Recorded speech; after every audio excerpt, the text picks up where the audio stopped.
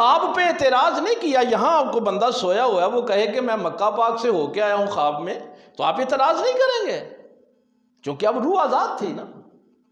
لیکن اللہ لفظ سبحان کہہ کے یہ بیان فرما رہا ہے کہ یہ تو تمہاری روحیں بھی کرتی ہیں، وہ پاک ہے ذات جو میرے محمد کے جسم کو بھی ساتھ لے گیا.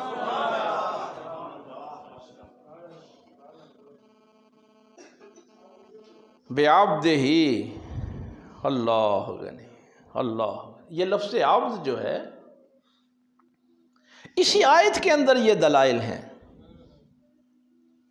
اللہ نے یہ نہیں فرمایا کہ اللہ تعالیٰ نے نبی کو سیر کروائی، رسول کو سیر کروائی، فرمایا عبد کو سیر کروائی.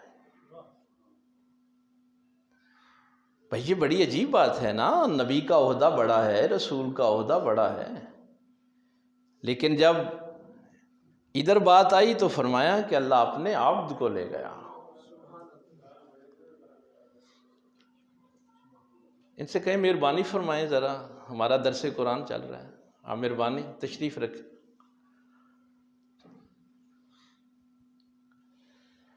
عبد کا تعلق اس جسم کے ساتھ ہے. یہ بھی ٹیکنیکل بات ہے، جو عربی زبان سے واقفیت رکھتے ہیں. مجھے آپ کہیں کہ حافظ صاحب آئے ہیں، تو حافظ کس چیز کا نام ہے؟ کوئی مٹیریلسٹک چیز تو نہیں کہ آپ دکھا سکتے ہیں. یہ معلم ہیں، یہ استاذ ہیں، یہ پروفیسر ہیں، یہ ساری جو صفات ہیں ان کا تعلق کسی جسم کے ساتھ ہوتا ہے. اگر نبی اور رسول کی بات ہوتی تو لوگ کہہ دیتے. لفظ عبد یہ بتا رہا ہے عبد کا تعلق جسم کے ساتھ ہے. اور اس کی جو دوسری تفسیر اللہ غنی، اس دور میں تو لوگوں نے بڑا گند ڈال دیا. یہ دوسری تیسری صدی کے جو مفسرین ہیں بڑا جملہ انہوں نے لکھا. انہوں نے کہا جب پاک پیغمبر صلی اللہ علیہ وآلہ وسلم کو امت سے محبت ہے تو سرکار کو اتنا بڑا اعجاز عطا کیا گیا، تو سرکار اپنی امت کے لیے بھی معراج ہی لے کے آئے. سرکار یہ نہیں ہے کہ معراج کر آئے اور جب ہماری باری آئی تو پھر ہمیں کچھ نہیں دیا. نہیں، ہمیں بھی معراج ہی کا تحفہ دیا. اب یہاں یہ رک کے دو جملے سننے ہیں. حضور کو معراج ہوئی، حضور امت کے لیے بھی معراج لے کے آئے. اب اگر اللہ فرماتا کہ میں نے معراج نبی کو کروائی، رسول کو کروائی، تو نبوت تو ختم ہو گئی تھی. الصلاۃ معراج المومنین کا معنی ہی ختم ہو جاتا. اب عبد کو معراج کروا کے یہ بتایا کہ جو اس رسول کے قدموں سے وابستہ رہے گا اس کو قیامت تک معراج ہوتی رہے گی.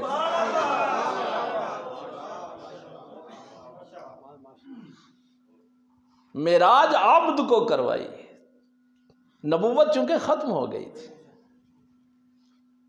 اس میں ختم نبوت کا بھی معاملہ ہے. بڑی باتیں ہمارے اہل علم نے، ایک تفسیر میں نے یہ بھی پڑھا کہ جب کسی نے کہا کہ خواب آیا تھا، انہوں نے فرمایا یار ذرا غور کرو، اسی قرآن نے نبیوں کے خواب بیان نہیں کیے. بھائی جب نبی کو خواب آیا تو اللہ نے خواب ہی کہا.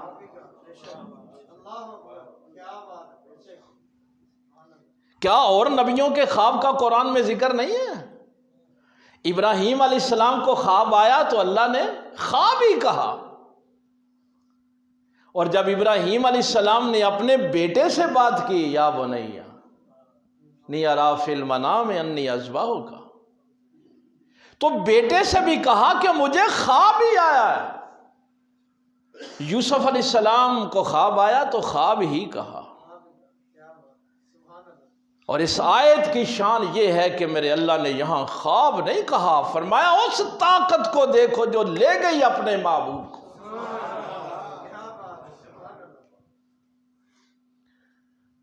یہ لفظ سبحان کہنے کی ضرورت ہی کیا تھی اگر یہ خوابوں کی باتیں تھیں، اگر روحانی باتیں تھیں؟ روحانی طور پہ تو کوئی لمحہ ایسا خالی تھا ہی نہیں جب میرے آقا کو معراج نہیں ہوتی تھی۔ ان کو کیا معلوم؟ یہ میں نے اپنی طرف سے بات نہیں کی۔ عائشہ صدیقہ رضی اللہ تعالی عنہا سے جب پوچھا گیا،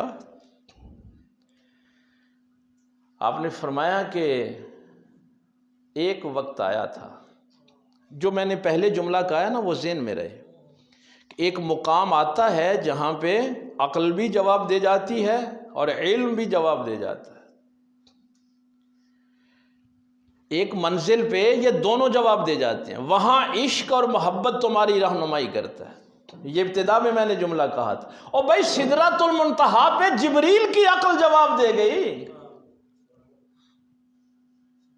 سدرہ پہ جبریل کا علم جواب دے گیا، کسی اور کی کیا مجال ہے؟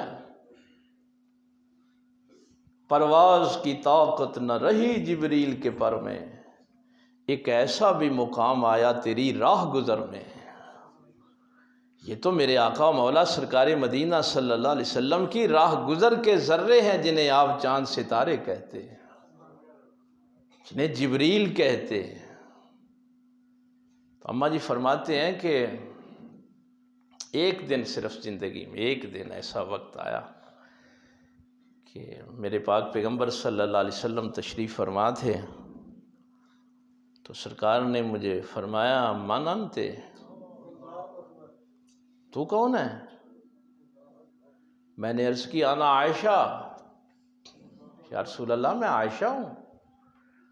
سرکار نے فرمایا من عائشہ، کون عائشہ؟ میں نے عرض کی بنت ابی بکر، ابو بکر کی بیٹی ہوں۔ یہاں محدثین نے ایک بڑا لطیف نکتہ لکھا، وہ کہتے ہیں کہ حضرت عائشہ کا نبی پاک سے تعلق کیا تھا؟ بیوی کا تعلق تھا۔ جب سرکار نے پوچھا کون عائشہ، تو کہتی میں آپ کی بیوی ہوں عائشہ۔ یہ جواب نہیں دیا کہ میں آپ کی بیوی عائشہ، اور بیوی ہونے پہ وہ اتنا فخر ہی نہیں کرتی تھیں، کہا بنت ابی بکر، یا رسول اللہ وہ آپ کا جو سب سے بڑا غلام ہے نا ابو بکر، اس غلام کی بیٹی عائشہ ہے۔ ہمیں اسی پہ فخر ہے کہ ہمارا خاندان نبی کا غلام ہے۔ تو اماں جی فرماتی ہیں کہ میں ڈر گئی کہ آج رسول اللہ صلی اللہ علیہ وسلم مجھے بھی نہیں پہچان رہے، میرے باپ کو بھی نہیں پہچان رہے، تو میں ڈر کے اندر چلی گئی۔ اس کے بعد آپ فرمایا کرتی تھیں کہ وہ ایک وقت تھا کہ میں پوچھ لیتی یا رسول اللہ آپ کون ہیں، تو شاید میں حقیقت محمدی تک پہنچ جاتی۔ یہاں تو جبریل کو بھی اعتراف ہے کہ سدرہ سے آگے حقیقت محمدی چلی گئی، مجھے نہیں پتا حقیقت محمدی کیا ہے۔ اس لیے یہ لفظ عبد جو ہے نا، یہ میرے پاک پیغمبر صلی اللہ علیہ وسلم کو پسند بہت تھا۔ کوئی بھی بندہ جب ایمان کلمہ پڑھنے کے لیے، ایمان لانے کے لیے آتا تھا، تو سرکار فرماتے کہو اشہد ان لا الہ الا اللہ وحدہ لا شریک لہ واشہد ان محمدا عبدہ ورسولہ۔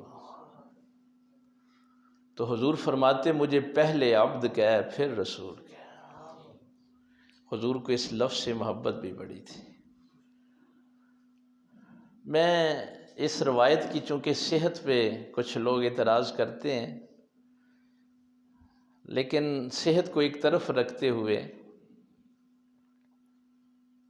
میں اب تک وہ بات تھوڑی سی مجھے اچھی لگتی ہے کہ اللہ تعالیٰ نے ایک تو یہ جو آپ تشہد میں التحیات للہ والصلوات یہ گفتگو کا ذکر پڑھتے ہیں، ایک یہ ہے کہ اللہ تعالیٰ نے پوچھا اے محمد صلی اللہ علیہ وسلم، ہم نے آپ کا انتخاب کیا، امام الانبیاء بنایا، امام الرسل بنایا، اور پھر فکان قاب قوسین او ادنا، اس منزل تک پہنچایا، تو یہ ہم نے آپ کا انتخاب کیوں کیا؟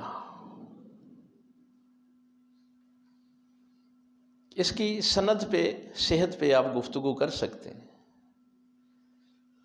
تو پاک پیغمبر صلی اللہ علیہ وسلم نے عرض کی کہ مولا تو بہتر جانتا ہے کہ تو نے میرا انتخاب کیوں کیا، مجھے اس منزل اور اس مقام تک پہنچایا۔ تو روایت کے اگلے الفاظ یہ ہیں کہ اللہ تعالیٰ نے فرمایا کہ محمد صلی اللہ علیہ وآلہ وسلم، آپ کی یہ جو تواضع ہے نا، یہ انکساری، یہ عاجزی، کہ آپ کو علم بھی ہے کہ آپ کو کیوں وہاں پہنچایا گیا، اس علم کے باوجود کہنا کہ میرا اللہ ہی بہتر جانتا ہے، تو یہ عجز اور انکساری، یہ تواضع جو ہے اس نے آپ کو اس مقام تک پہنچا دی۔ اور میں دیکھتا ہوں کہ صحابہ کرام رضوان اللہ تعالی علیہم اجمعین کی بھی گفتگو میں یہی ہوتا تھا، پتہ ہوتا بھی تھا پھر بھی کہتے اللہ اور اس کا رسول ہی بہتر جانتا۔ تو ہمارے استاد بھی فرمایا کرتے تھے کہ جڑا شاگردگان نس نس کے آکھے نا کہ منوں بھی پتہ ہے، ان استاد کو فیض نہیں ملتا۔ اپنے ماں باپ کے سامنے، اپنے اساتذہ کے سامنے یہی کہنا بھائی مجھے نہیں پتہ۔ شاید کسی درس میں میں نے آپ سے بھی یہ جملہ کہا ہو، اگر نہیں کہا تو کہا ہوگا تو دہرایا جائے گا۔ پتہ نہیں کسی موقع پہ میں نے آپ سے یہ گفتگو کی اس موضوع پہ یا نہیں کی، کہ میں کچھ نہیں جانتا ہے، یہ جاننے کے لیے میں کچھ نہیں جانتا، انورٹڈ کاماز میں اس کو لینا، میں کچھ نہیں جانتا، یہ جاننے کے لیے انسان کو بہت کچھ جاننے کی ضرورت ہے۔ اصل منزل ہی یہی ہے، سارا قرآن پڑھ کے، حدیث پڑھ کے، پھر اس مقام پہ آنا کہ میں کچھ نہیں جانتا۔ اور اس کے لیے میں نے وہ جو آیت آپ صاحب نے پڑھی یہی پڑھی تھی کہ فرشتوں کو قرب کیوں نصیب ہوا اور ابلیس کیوں ذلیل ہوا؟ ابلیس نے کہا کہ مجھے علم ہے، اور فرشتوں نے کہا لا علم لنا الا ما علمتنا، یا اللہ ہمیں علم نہیں، بس اتنا ہی جتنا تو نے دیا۔ تو اصل منزل ہی یہی ہے کہ میں کچھ نہیں جانتا، یہ جاننا انسان کے لیے بہت ضروری ہے۔ میرے ایک استاد فرمایا کرتے تھے بیٹا جو کہتا ہے نا میں بہت کچھ جانتا ہوں، تو اللہ فرماتا ہے جا دفعہ ہو، پھر میرے پاس کیا لینے آیا ہے؟ جب اللہ کی بارگاہ میں جا کے کہے گا کہ مولا مجھے کچھ نہیں آتا، عطا کر دے، تو پھر تو عطا کے دروازے کھلے رہیں گے نا۔ تو اللہ فرمایا پہلا ہی عالم بن گئے ہیں، جا دفعہ ہو، پھر میرے کو کی لینا ہے؟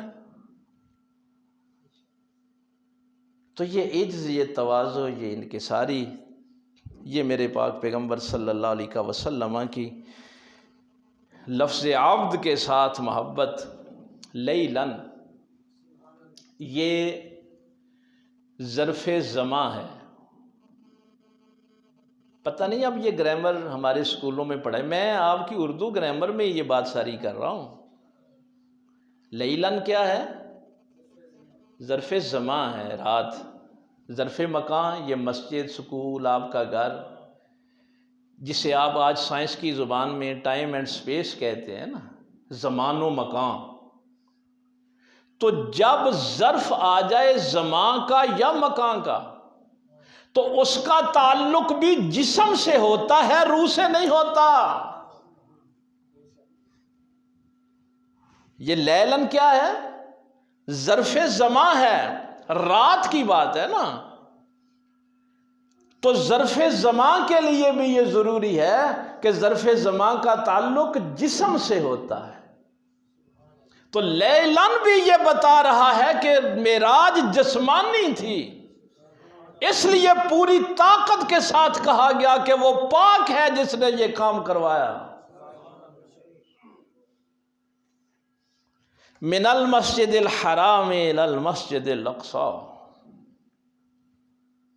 من میں نے سے اور الا میں نے تک، فرام اور ٹو یہ پریپوزیشنیں آپ استعمال کرتے ہیں۔ یعنی کوئی انیشل پوائنٹ بھی ہے نا، جہاں سے شروع ہوا اور جہاں تک گئے. تو جب بھی کوئی فرام اور ٹو کی بات ہوتی ہے، من اور سے کی بات ہوتی ہے، تو اس کا تعلق بھی جسم سے ہوتا ہے، روح سے نہیں ہوتا.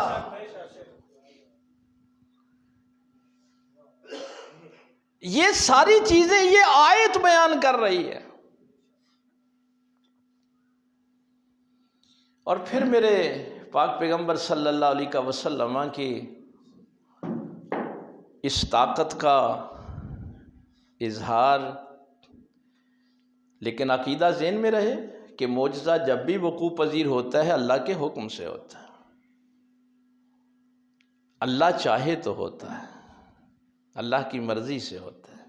طاقت اسی کی ہے. جیسے شاید پچھلے درس میں نے یہ بات عرض کی تھی کہ عطا کرنے والی ذات صرف اللہ کی ہے. چونکہ سب سے بڑی ہستی تو پاک پیغمبر صلی اللہ علیہ وسلم کی ہے نا. وہ بھی کیا کہتے ہیں؟ اللہ معطی وانا قاسم. جب حضور فرما دیں کہ عطا کرنے والا مجھے بھی اللہ ہی ہے، میں تو تقسیم کرنے والا ہوں.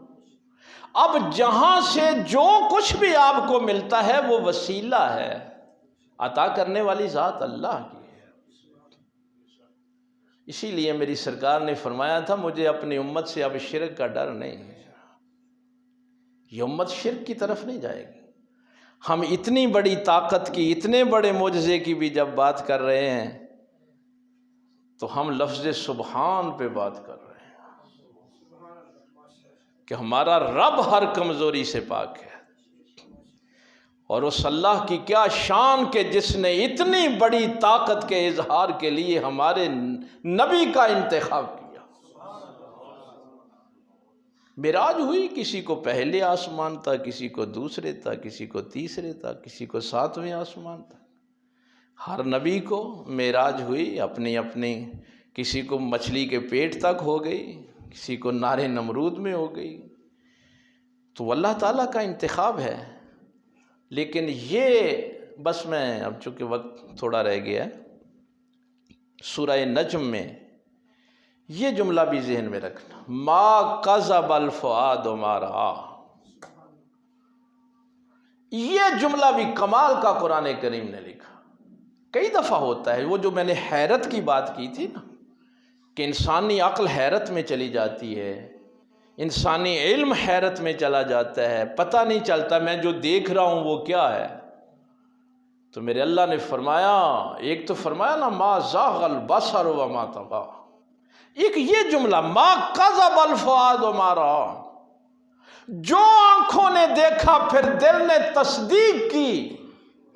اس مقام پہ پہنچ کر بھی میرے نبی کی نہ عقل حیرت میں گئی، نہ نگاہ حیرت میں گئی، نہ دل حیرت میں گیا.